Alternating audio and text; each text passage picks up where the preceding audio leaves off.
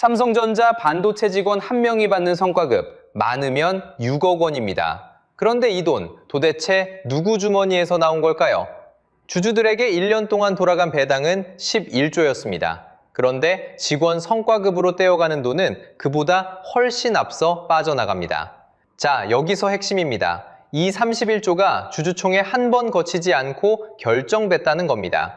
여러분이 삼성전자 단 한 주라도 들고 있다면, 아니 연금이나 펀드로 묶여 있다면 이건 결코 남의 일이 아닙니다. 그 돈이 어디서 나와 어디로 가는지 경로를 끝까지 따라가 보면 왜 평범한 주주들이 회장 자택 앞까지 몰려가 소송카드를 꺼냈는지 답이 나옵니다. 자, 지금부터 그 돈의 흐름을 함께 파헤쳐 보겠습니다.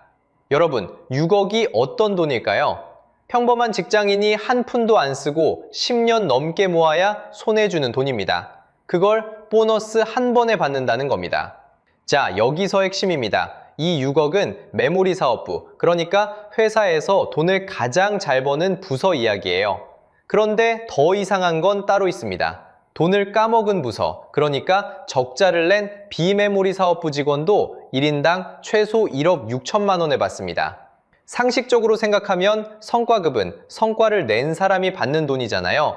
그런데 성과를 못 낸 부서가, 회사에 손해를 안긴 부서가 억대를 받는다는 겁니다. 여러분이 다니는 회사를 한번 떠올려 보세요. 우리 팀이 1년 내내 적자였는데 연말에 1억 6천을 보너스로 준다고요?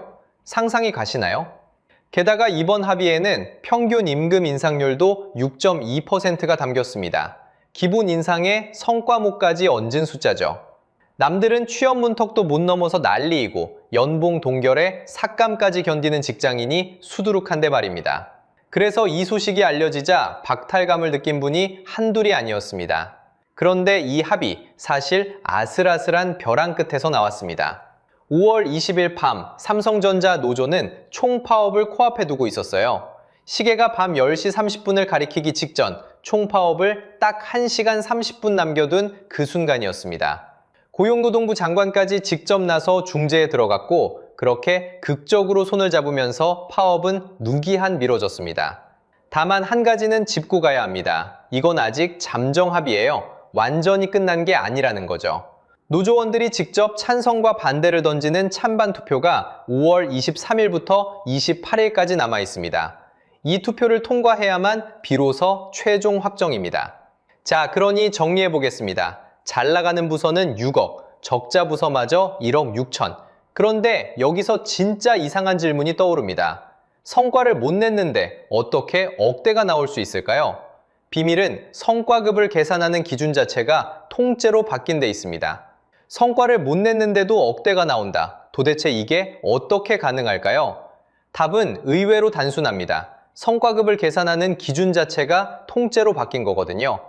예전 방식은 이랬습니다. 내가 속한 사업부가 돈을 벌어야 딱 그만큼만 성과급으로 받았습니다. 잘한 부서는 두둑하게, 못한 부서는 적게요. 우리가 아는 성과급이 원래 그렇잖아요. 일한 만큼, 번 만큼 받는 거요. 그런데 이번엔 완전히 다릅니다. 회사 전체가 번 영업이익을 미리 정해둔 비율로 뚝 떼어내서 임직원들이 나눠 갖기로 못 박아둔 겁니다. 숫자로 보면요, 이번 특별 성과급의 재원은 반도체 부문 사업성과의 10.5%입니다. 여기에 원래 있던 성과급까지 합치면 세금을 떼기도 전인 영업이익의 약 12%에 달합니다. 참고로 노조가 처음 요구했던 건 15%였습니다. 쉽게 말하면요, 가게 매출의 10%는 무조건 직원들이 먼저 나눠 갖기로 정해둔 셈입니다. 가게가 흑자를 내든 적자를 보든 그건 상관없이 말이죠. 생각해보세요. 이 구조라면 돈을 까먹은 부서 직원도 억대를 손에 줄 수 있습니다. 매 부서 실적이 아니라 회사 전체 이익이라는 큰 배에 다 같이 올라타는 방식이거든요. 경제 쪽에서는 이걸 영업이익 연동 자동 배분이라고 부릅니다. 한번 비율을 정해두면 개인이 잘했든 못했든 그 비율대로 돈이 자동으로 굴러간다는 뜻이에요.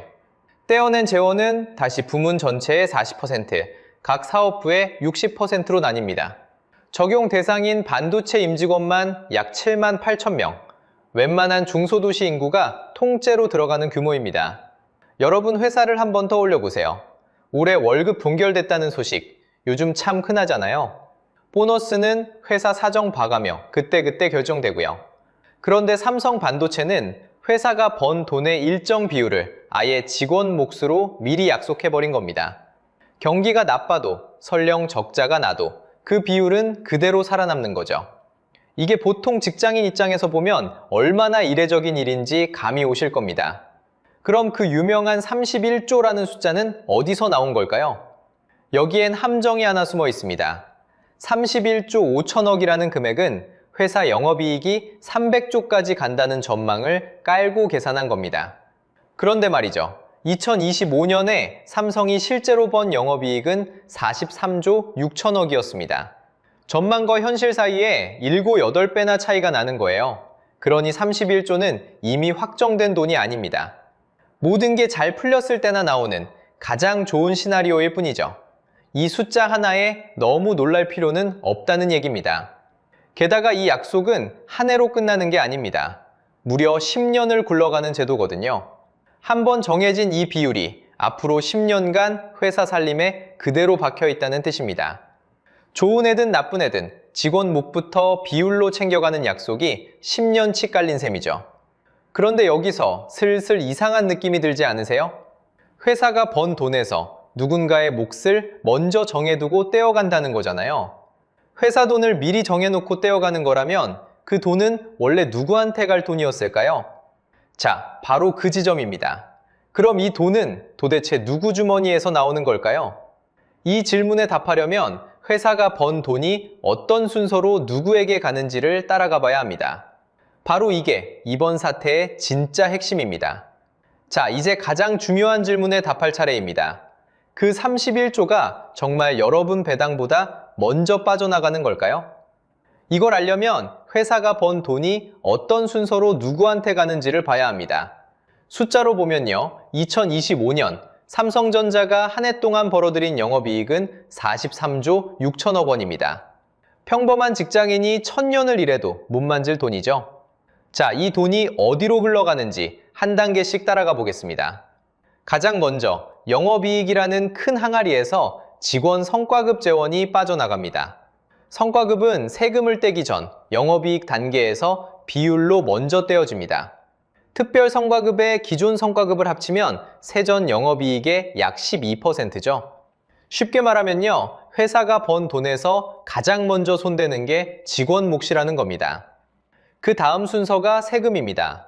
나라에 낼 법인세를 떼고 나면 그제야 당기순이익, 즉 진짜 회사에 남은 순이익이 계산됩니다. 그리고 바로 이 마지막 순이익에서 맨 끝에야 주주 배당이 나갑니다. 2025년 주주들에게 돌아간 배당은 모두 11조 원이었습니다. 정규 배당 구조 8천억에 5년 만에 특별 배당 1조 3천억을 더한 금액이죠. 주당으로 따지면 1년에 1,668원, 커피 한 잔 값이 안 듭니다. 자, 이제 순서가 보이시죠? 직원 성과급은 맨 앞에서 비율로 못 박혀 빠지고 주주 배당은 세금까지 다 치른 맨 끝에 남는 걸 받습니다. 결국 주주는 맨 마지막 순번입니다. 이걸 경제학에서는 주주 잔여 청구권이라고 부릅니다. 어렵게 들리지만 뜻은 간단해요. 주주는 회사가 모든 비용을 다 치르고 맨 마지막에 남는 걸 가져가는 사람이라는 겁니다. 여러분이 치킨집 동업자라고 해보세요. 매출에서 직원 보너스 먼저 떼고 세금 내고 남은 걸로 동업자끼리 나눕니다. 그런데 그 직원 보너스를 동업자 동의도 없이 매출의 12%로 못 박아뒀다면 기분이 어떨까요? 이재명 대통령도 5월 20일 똑같은 지점을 짚었습니다. 세금 떼기 전 영업이익을 비율로 나눠 갖는 건 투자자도 할 수 없는 일이라는 거죠. 투자자조차 세금 다 떼고 당기순이익에서 배당을 받으니까요. 그런데 여기서 한 가지는 분명히 짚고 가야 합니다. 피켓에 적힌 직원 배당 40조라는 숫자, 이건 합의된 결과가 아닙니다. 노조가 처음 들이밀었던 요구안, 영업이익의 15%를 매겼을 때 나오는 추정치일 뿐이죠.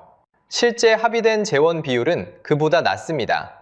그러니 정확히 말하면 확정된 주주배당 11조와 노조의 최초 요구액을 나란히 세운 그림인 셈입니다. 그래도 본질은 바뀌지 않습니다. 결국 주주는 맨 마지막 순번이라는 사실 말이죠.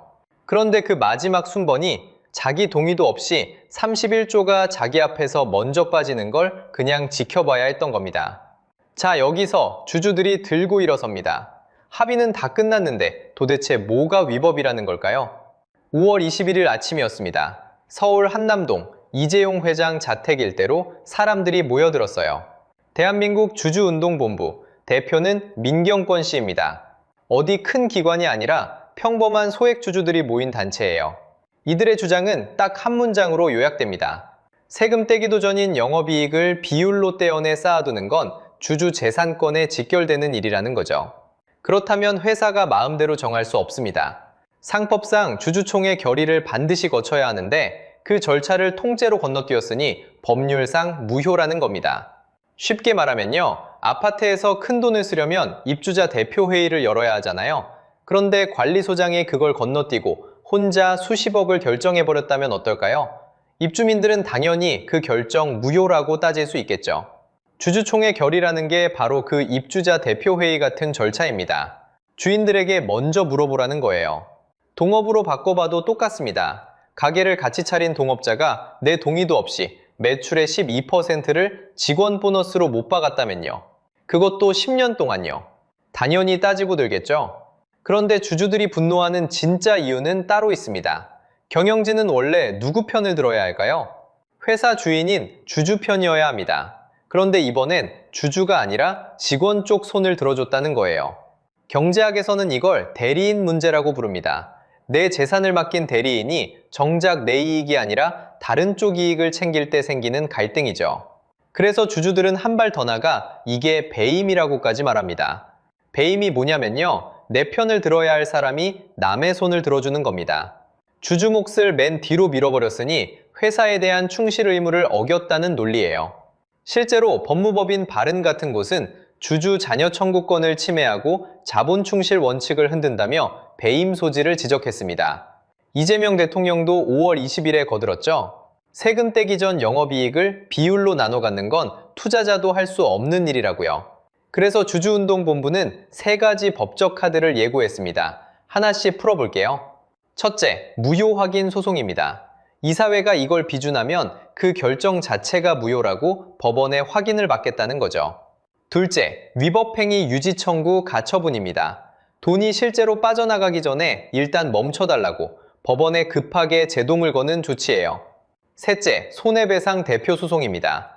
찬성한 이사들에게 회사가 입은 손해를 직접 물어내라고 주주가 회사를 대신해서 거는 소송이죠. 자, 그런데 여기서 핵심입니다. 이게 정말 무효로 확정될까요? 솔직히 말씀드리면 그건 아직 아무도 모릅니다. 영업이익에 연동된 성과급이 주주총회 결의를 꼭 거쳐야 하는지 법조계 견해는 팽팽하게 갈립니다. 무효라는 쪽도 있고 회사를 키우기 위한 경영 판단의 영역이라 문제 없다는 쪽도 있어요.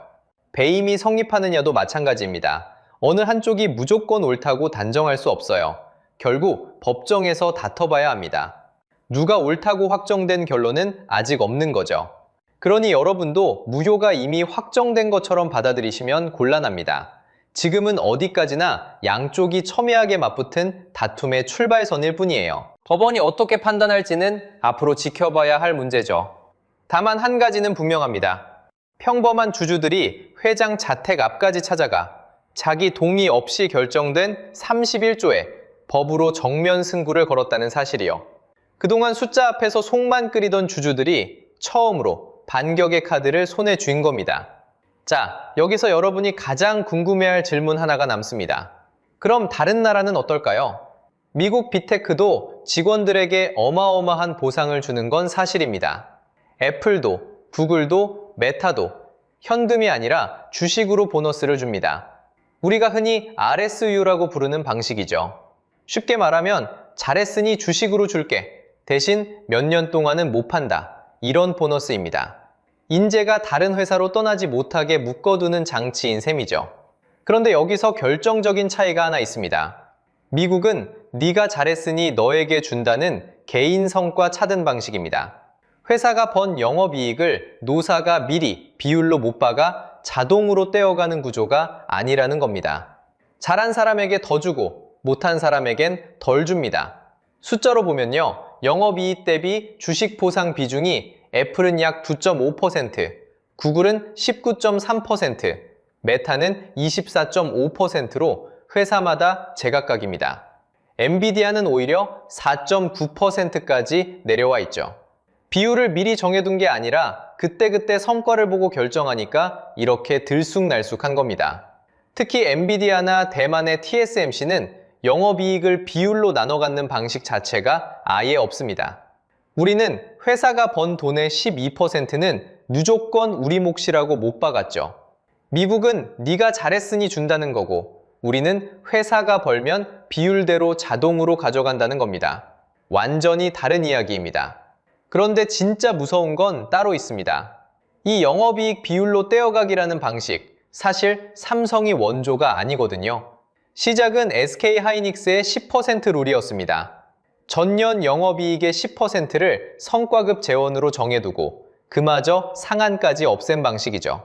반도체 호황을 등에 업고 먼저 길을 터놓은 셈입니다. 여기에 삼성이라는 거인이 가세하면서 이 불씨가 산업 전체로 옮겨붙기 시작합니다. 보세요. LGU 플러스 노조는 영업이익의 30%를 요구하고 있습니다. 삼성바이오로직스는 20%, 카카오는 13에서 15%를 두고 5개 계열사가 파업까지 가결했습니다. 조선업도 예외가 아니어서 HD현대중공업 노조 역시 최소 30%를 들고 나왔죠. 한 곳이 물꼬를 트니 너도 나도 줄을 서는 모양새입니다. 왜 이렇게 빠르게 번질까요? 한번 정해진 기준이 다음 협상의 출발선이 되기 때문입니다. 경제학에서는 이걸 앵커링, 협상의 닻이라고 부릅니다. 한 배가 닻을 내린 자리에 다른 배들도 모여들듯이 삼성이 12%로 못 박는 순간 다음 회사 노조는 바로 그 숫자에서 협상을 시작하는 거죠. 더 낮춰 부르는 건 어쩐지 손해처럼 느껴지니까요. 자, 그럼 이게 도대체 왜 여러분 일일까요? 통신사가, 카카오가, 정유사가 회사 영업이익을 비율로 먼저 떼어간다면 그 부담이 결국 어디로 갈지 한번 생각해 보세요. 물론 지금 당장 단정할 수는 없습니다. 다만 여러분이 매달 꼬박꼬박 내는 통신요금이나 노후를 위해 차곡차곡 들고 있는 펀드 수익률로 조용히 돌아올 가능성을 마냥 남의 일이라 배제하긴 어렵습니다. 삼성에서 시작된 이 작은 불씨가 도대체 어디까지 번질지 마지막으로 그 끝을 함께 짚어보겠습니다. 자, 지금까지 우리가 따라온 그 돈의 길을 처음부터 다시 한번 차분히 되짚어보겠습니다. 시작은 삼성 반도체 직원 한 명이 최대 6억을 받는다는 충격이었습니다. 그것도 모자라 적자를 낸 부서마저 1억이 넘는 돈을 손에 쥐었죠. 남들은 연봉 동결에 취업조차 막막한데 말입니다. 성과를 못 냈는데 어떻게 억대가 나올까요? 비밀은 성과급을 계산하는 기준 자체가 통째로 바뀐 데 있었습니다. 내가 낸 성과만큼 받는 게 아니라 회사 전체가 번 영업이익을 미리 정해진 비율로 먼저 떼어가는 방식으로 말이죠. 그렇게 떼어가기로 한 돈이 무려 31조 원이었습니다. 그런데 여기서 진짜 문제가 드러났습니다. 이 돈은 세금을 내기도 전 영업이익 단계에서 가장 먼저 빠져나갑니다.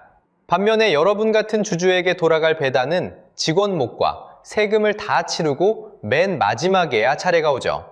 모든 비용을 다 떠안고 남는 걸 가져가는 사람, 그게 바로 주주입니다. 결국 주주는 자기 동의도 없이 31조가 먼저 빠지는 걸 그저 지켜봐야 했던 겁니다. 그래서 주주들이 회장 자택 앞 거리로 나섰습니다.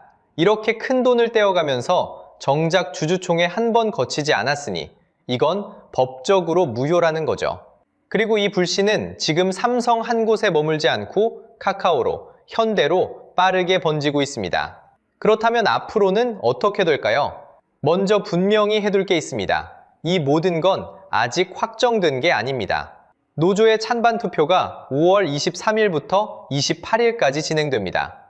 이 투표가 가결되고 이사회 비준까지 거쳐야 비로소 합의가 최종 확정되는 거죠. 그 결과에 따라 주주들이 예고한 무효소송과 가처분 같은 법적 다툼이 실제로 불붙을지가 갈립니다. 다만 이 영업이익 연동 성과급이 정말 주총결의를 거쳐야 하는지는 법조계 안에서도 견해가 갈리는 미확정 쟁점이라는 점은 짚어둬야겠습니다. 게다가 이 모든 약속의 전제는 영업이익 300조라는 장밋빛 전망입니다.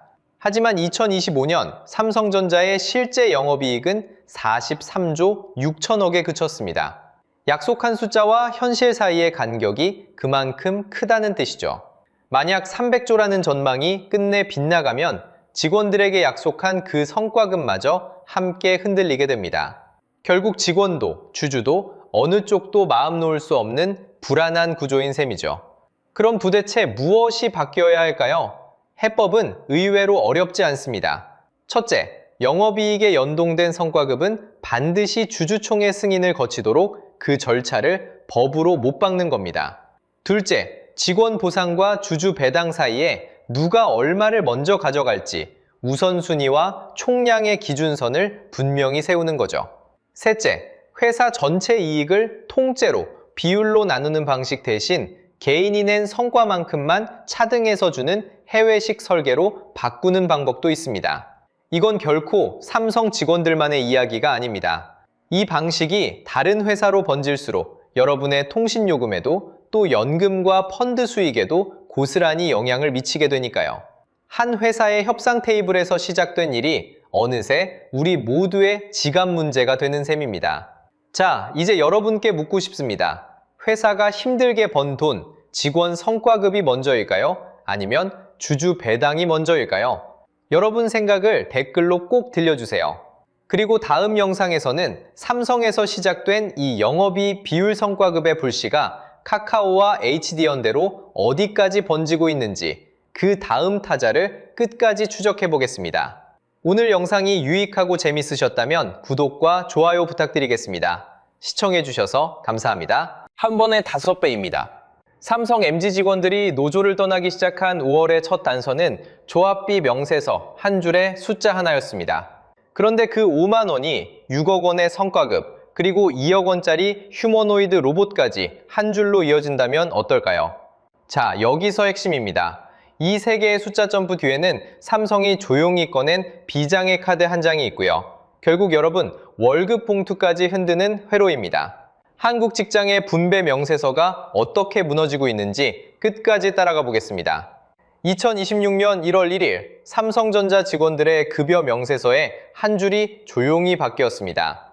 초기업노조 조합비 한 달 1만 원에서 5만 원, 단 한 번에 5배로 뛰었어요. 명세서 한 줄에 0이 하나 더 붙은 겁니다. 쉽게 말하면요, 매달 김밥 한 줄 값이 갑자기 백반 한 끼 값이 된 셈입니다. 여기서 첫 질문이 따라옵니다. 도대체 왜 이렇게 한 번에 올렸을까요? 노조가 내놓은 명분은 두 가지였습니다. 첫째, 쟁의권을 지키기 위한 신분보장기금. 쉽게 말하면요, 파업하다 회사에서 불이익을 받는 조합원을 지켜줄 일종의 보호통장입니다. 둘째, 파업 기간 동안 현장을 지킬 스태프 한 명당 매달 300만 원의 수당을 줄 재원이에요. 명분은 그럴듯합니다. 그런데 시청자 여러분이 직원이라면 이 명분만 듣고 한 번에 5배를 흔쾌히 낼 수 있을까요? 숫자로 보면요, 평균 조합원 한 사람 기준으로 한 달에 4만 원씩 더 빠져나갑니다. 1년이면 48만 원, 가족 외식 서너 번 값이 매년 자동 출금되는 거예요. 여기에 초기업노조 조합원이 한때 정점에서 약 7만 6천 명, 5월 초 기준으로도 약 7만 명대 초중반입니다. 단순 환산해 볼게요. 4만 원에 7만 명을 곱하고 다시 12달을 곱하면 연간 약 350억 원. 한 번에 5배짜리 명세서 한 줄이 1년에 350억 원짜리 새 재원으로 부풀어 오른 겁니다. 자, 여기서 상식적으로 생각해 보세요. 가격을 5배로 올리면 보통 어떤 일이 벌어지죠? 손님은 줄어듭니다. 그런데 이번 사건은 반대도 아니고 평범한 감소도 아니에요. 조합비가 5배로 뛰는데 조합원은 도리어 하루 1,000명씩 떠나기 시작했습니다. 가격은 위로, 사람은 아래로. 같은 명세서 한 장 안에서 화살표 2개가 정반대로 갈라진 거예요. 직장 안에서 이런 풍경은 흔치 않습니다. 그래서 영상 초반에 약속드렸던 그 회로가 여기서 시동을 겁니다. 여러분, 월급 봉투까지 흔드는 회로, 그 첫 번째 톱니바퀴가 바로 이 4만 원짜리 한 줄이에요. 매달 명세서에서 조용히 4만 원이 빠지고 1년이면 48만 원이 빠집니다. 그런데 정말 이상한 건 그 다음입니다. 그 48만 원의 행방을 아무도 명세서 위에서는 확인할 수 없다는 점이에요. 도대체 이 48만 원이 매년 어디로 흘러가고 있을까요? 누가 받고 누구 통장에 모이고 어떤 결제 서류에 도장이 찍히는 걸까요? 그런데 이 48만 원의 종착점을 따라가 보면 옆 부서 통장에 한 번에 6억이 꽂히는 풍경이 나타납니다. 두 번째 단서입니다.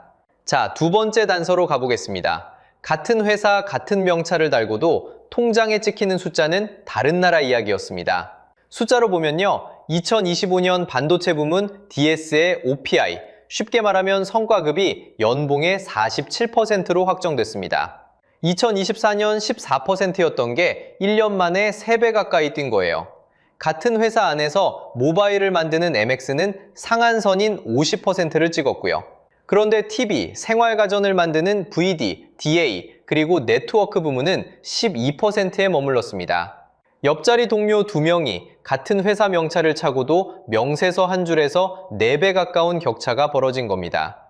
그런데 진짜 충격은 협상 테이블 숫자에 있었어요. 반도체 고연차 1인 평균 성과급, 사측은 5억 2천만 원을 제시했고 노조는 6억 5천만 원을 요구했습니다.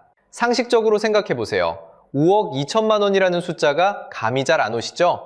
한국 중소기업 신입사원 연봉이 약 2,985만 원입니다. 1년치 연봉을 17년 동안 모아야 한 번에 받는 그 숫자가 됩니다. 중소기업 직원이 입사해서 부장 달 때까지 받을 돈을 옆 회사, 옆 부서 동료는 1년 성과급으로 받아가는 풍경이에요. 여기서 두 번째 빈칸이 떠오릅니다. 회사가 호황일 땐 6억 5천만 원을 요구합니다. 그런데 회사가 적자였을 때 노조가 월급 반납을 제한한 적이 있었나요? 손익은 한 방향으로만 움직였습니다. 이익이 나면 분배 요구, 손실이 나면 회사 책임, 비대칭이라는 단어, 이 한 단락에 박혀 있는 거예요. 댓글창 어른 시청자들이 가장 많이 누른 한 줄도 정확히 이 지점을 찌릅니다. 회사가 적자 날 때 월급 반납해 봤나요? 같은 회사 안에 있는 사람도 바깥에서 보는 사람도 똑같이 이 질문을 던지고 있는 거예요. 그리고 이 비대칭이 사실 가장 큰 도화선이었습니다. 한국 직장인 평균 연봉이 약 4,400만 원입니다. 삼성전자 평균 연봉은 약 1억 2천만 원이고요. 같은 한국 안에서 이미 3배 가까운 격차가 있는데 거기에 또 6.5억짜리 협상카드가 올라오는 풍경이에요. 박탈감이 둔겹으로 쌓이는 구조입니다. 자, 여기서 핵심입니다.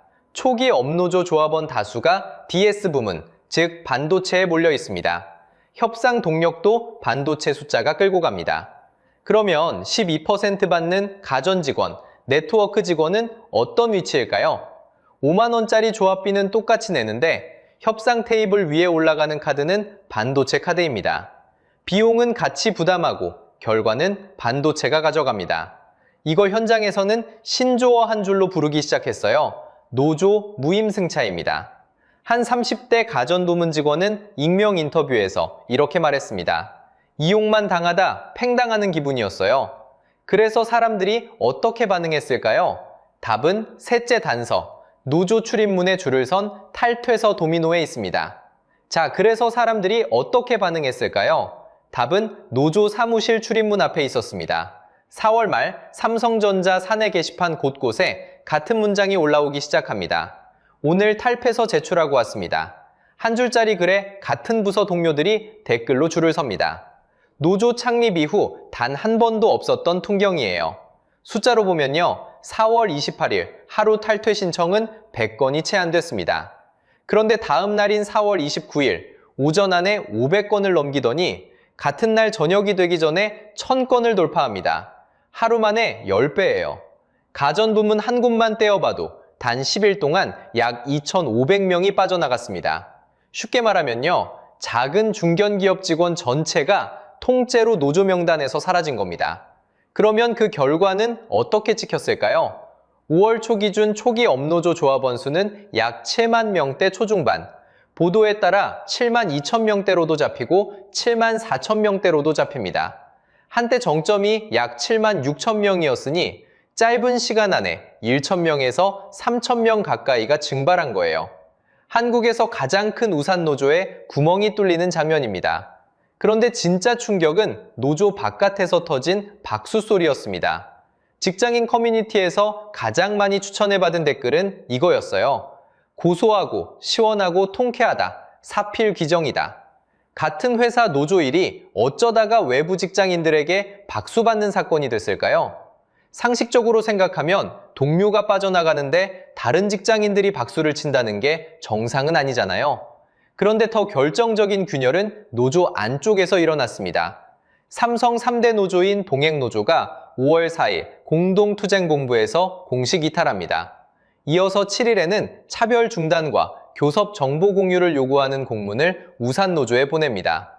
같은 날 2대 노조인 전국 삼성전자노조, 줄여서 전삼노조도 초기 업노조에 공개 사과를 요구하고 사후 조정 주체를 바꾸라고 들고 일어섭니다. 가장 큰 우산노조 밑에 있던 두 노조가 동시에 등을 돌린 거예요. 비유하자면 이빨 빠진 호랑이, 그것도 같은 식구한테 이빨이 빠진 호랑이입니다. 1월에 5배로 오른 조합비가 4월 말에서 5월 초 단 며칠 만에 1,000명짜리 탈퇴서 줄을 만들었습니다. 그러면 그 빠져나간 4만 원, 1년에 48만 원이라는 돈은 도대체 어디로 가고 있는 걸까요? 사람이 빠져나간 자리에 새 재원이 쌓이고 있다면 회사는 그걸로 무엇을 결제하고 있을까요? 그리고 그 4만 원의 종착점에는 사람이 아닌 다른 일꾼이 서 있었습니다. 4월 30일 박순철 CFO가 1분기 컨퍼런스 콜에서 꺼낸 비장의 카드입니다. 인트로에서 말씀드린 비장의 카드, 이제 그 한 장을 뒤집어 볼 차례입니다. 4만 원이 도대체 어디로 흘러가고 있는지 단계별로 같이 따라가 보겠습니다. 쉽게 말하면요, 이 돈의 흐름은 3칸짜리 계단입니다.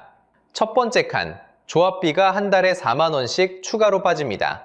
1년이면 한 사람당 48만 원이에요.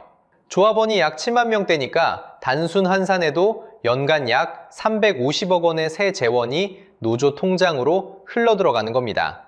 두 번째 칸, 그 400억이 어디에 동력을 댑니까? 협상 케이블입니다. 숫자로 보면요, 반도체 고연차 1인 평균 성과급 요구안이 6.5억 원, 사측이 내놓은 안이 5.2억 원이에요. 그 1.3억 차이를 끝까지 밀어붙이는 무기, 그 안에 여러분이 낸 조합비 4만 원의 일부가 들어가 있는 겁니다. 그리고 같은 날, 정확히 같은 시점에 세 번째 칸이 슬그머니 올라왔습니다. 2026년 4월 30일, 박순철 CFO가 1분기 컨퍼런스 콜에서 휴머노이드 사업을 공식화했어요. 같은 회사 안에서 한쪽은 6.5억을 요구하는 협상이 달궈지고 있고 다른 한쪽은 사람을 대체할 일꾼을 공식 선언한 겁니다. 그런데 아무도 잘 짚지 않는 구조적 문제가 하나 더 있습니다. 이 휴머노이드 사업이 회사 한 곳의 베팅이 아니라는 점이에요. 미래로봇 추진단 단장은 카이스트 휴보를 만든 휴보 아빠 오준호 박사. 핵심 인력은 나사, 혼다, 보스턴 다이내믹스 출신을 연봉 약 5억 원에 데려왔습니다. 거기에 정부가 K 휴머노이드 연구 개발에 2026년부터 2030년까지 3,535억 원을 붓습니다. 회사 한 곳의 도박이 아니라 국가 단위 베팅인 거예요. 자, 그러면 회계 담당자 앞에 어떤 결제 서류가 놓일까요? 비교 대상은 현대차 아틀라스입니다. 키 1.9m, 무게 90kg, 56관절, 24시간 가동. 도입 비용은 대당 약 2억 원, 연간 운영비는 약 1,400만 원이에요. 그런데 사람 3교대 인건비는 1년에 약 3억 원입니다. 상식적으로 생각하면 1년치 인건비 한 사람분으로 로봇 한 대를 사고 그 위에 1년치 운영비까지 남는 그림이에요. 운영비 기준으로만 보면 약 10분의 1 수준입니다. 회계 담당자 앞에 이런 결제 서류가 올라왔을 때 누구라도 도장을 찍게 되는 거예요. 거절하는 쪽이 이상한 사람이 됩니다. 여기서 핵심입니다. 결국 5만 원이 6.5억을 만들고 6.5억이 2억짜리 대체제를 부릅니다. 5만 원, 6.5억, 2억, 3칸짜리 계단이에요. 결국 매달 명세서 한 줄 4만 원이 사람 자리를 로봇 자리로 바꾸는 결제선의 첫 칸이었던 겁니다. 이걸 경제학에서는 대체 비용 함정이라고 부릅니다. 인건비가 자동화 비용 위로 올라간 순간 회사 의사결정은 한쪽 방향으로만 흘러갑니다. 한 번 그 선을 넘으면 되돌리기가 거의 불가능한 구조예요. 6.5억을 외치면 외칠수록 옆 부서 결제 서류 위에 올라간 2억짜리 도장은 더 가볍게 찍히게 되는 겁니다. 자, 그러면 우리만 이런 해로일까요? 상식적으로 생각하면 같은 반도체를 만드는 옆 나라는 다른 길을 걸어야 하잖아요. 그 답이 60년 전 대만에 있습니다. 자, 그러면 같은 반도체를 만드는 옆 나라는 어떻게 풀고 있을까요? 상식적으로 생각하면 한국과 비슷한 회로가 있어야 정상이잖아요. 그런데 60년 전 대만에서는 완전히 다른 길이 깔렸습니다. TSMC 1987년 창업 이후로 지금까지 무노조입니다. 한 세대 반이 통째로 흘러가는 동안 단 한 번도 노조가 세워진 적이 없어요. 대만 항공업계가 줄파업으로 흔들릴 때도 TSMC 안에서는 노조 설립 자체가 허용되지 않았습니다. 그러면 임금은 어떻게 정해질까요? 노사가 마주 앉아 협상하는 게 아니라 이사회가 회사 실적을 보고 보너스를 결정합니다. 숫자로 보면요. 2024년 TSMC 순이익이 약 1조 7,200억 대만 달러. 이 가운데 성과급으로 쌓아둔 돈만 2,061억 대만 달러였습니다. 직원 한 명이 가져가는 보너스가 약 264만 대만 달러, 우리 돈으로 1인당 약 1억 원입니다. 창업자 모리스 창은 인터뷰에서 이렇게 말했어요. 노조는 단기적으로는 임금을 올리고 노동 시간을 줄일 수 있다. 그러나 장기적으로는 회사와 사회에 부정적이다. 노동 분쟁이 미국 자동차 산업을 파괴했다. 미국 인텔도 비슷합니다. 60년 가까이 무노조 기조를 유지했고요. 2024년 미국 정부가 195억 달러 보조금을 주면서 노조 보장을 압박했을 때도 입장이 바뀌지 않았습니다. 두 회사가 무노조를 고집한 이유는 단순히 경영진의 신념 때문만이 아니에요. 반도체 라인은 24시간 연속 가동입니다. 온도, 습도, 먼지 한 톨까지 정밀하게 관리되는 환경이고요. 한번 정지되면 재가동까지 막대한 시간과 비용이 들어갑니다. 쉽게 말하면요. 파업이라는 카드 자체를 꺼내기가 사실상 불가능한 산업이라는 거예요. 그래서 외신은 이렇게 평가합니다. 파이낸셜 뉴스 2026년 5월 13일 보도를 보면 빅테크들은 노조 리스크가 큰 삼성 대신 TSMC로 갈아탈 것이라는 분석이 나왔어요. 그러면 한국으로 돌아와 볼까요? 노사 관계가 회사 동력 자체를 흔든 사례들이 이미 줄지어 있습니다. 한진중공업 영도조선소, 정리해고 분쟁이 309일짜리 고공공성으로 이어지다 결국 사명이 HJ중공업으로 바뀌었고요. 한국GM 군산공장은 2018년에 문을 닫았습니다. 자동차 부품사 발레오 전장은 노조 분쟁이 13년을 끌었어요. 평가는 빼고 사실만 묶어도 노사 관계가 회사의 동력을 흔든 사례들이라는 건 부정하기 어렵습니다.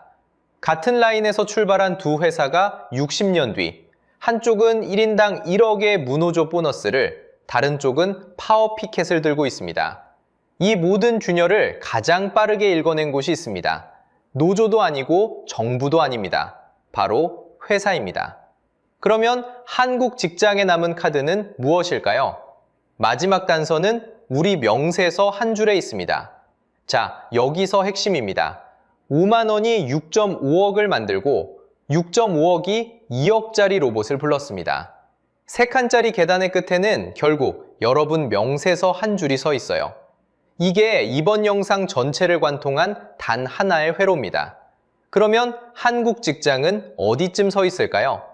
숫자로 보면요. 고용노동부 2024년 통계 기준 한국 노조 조직률은 13.0%입니다. 100명 중 13명만 노조 우산 아래에 있다는 뜻이에요. 그런데 우산이 펴진 자리가 굉장히 한쪽으로 쏠려 있습니다. 대기업 35.1%, 30인 미만 사업장은 0.1%, 공공부문 71.7%, 민간부문 9.8%. 쉽게 말하면요. 한국 직장인 절대 다수는 처음부터 협상 테이블 바깥에 서 있다는 얘기예요. 거기에 더 무거운 숫자가 따라옵니다. KDI 2024년 분석에 따르면 2023년 국내 일자리의 38.8%가 이미 기술적으로 70% 이상 자동화가 가능합니다. 2030년이 되면 약 90% 일자리에서 90% 이상 업무가 자동화될 수 있다고 봤어요. 한국 직장인 42%가 내 일자리가 대체될 수 있다고 답한 PwC 조사와 정확히 맞물리는 그림입니다. 상식적으로 생각하면 분배 합의의 투명성 없이 한국형 노조 모델이 자동화 시대로 들어가면 협상 카드 자체가 사라집니다. 회사 입장에서 사람과 흥정할 이유가 점점 줄어드는 거예요. 그래서 남은 카드는 3장입니다. 첫째, 분배 합의의 투명성. OPI 산정 기준부터 공개돼야 같은 회사 안에서 6억과 12%가 갈리는 이유를 누구나 검증할 수 있습니다. 둘째, 현대차 단협처럼 신기술 도입 시 노사 합의 조항을 협상 카드로 활용하는 길이에요. 셋째, TSMC 무노조와 한국 강성노조 사이 부문별 분리노조 모델도 진지하게 검토해볼 시점입니다. 자, 여기서 다시 처음으로 돌아갈게요. 5월 첫 주 명세서에 새로 박힌 5만 원 한 줄은 사실 여러분 1년 뒤 명세서가 어떻게 바뀔지를 미리 보여준 신호입니다. 여러분 회사의 명세서 한 줄 어디로 흘러가고 있다고 느끼시나요? 댓글로 알려주세요. 다음 영상에서는 자동화 시대의 한국 노조가 가진 마지막 협상 카드, 단체 협약 속 신기술 도입 시 합의 조항을 파헤쳐 보겠습니다. 오늘 영상이 유익하고 재밌으셨다면 구독과 좋아요 부탁드리겠습니다. 영상 제작에 큰 힘이 됩니다. 다음 영상에서 뵙겠습니다.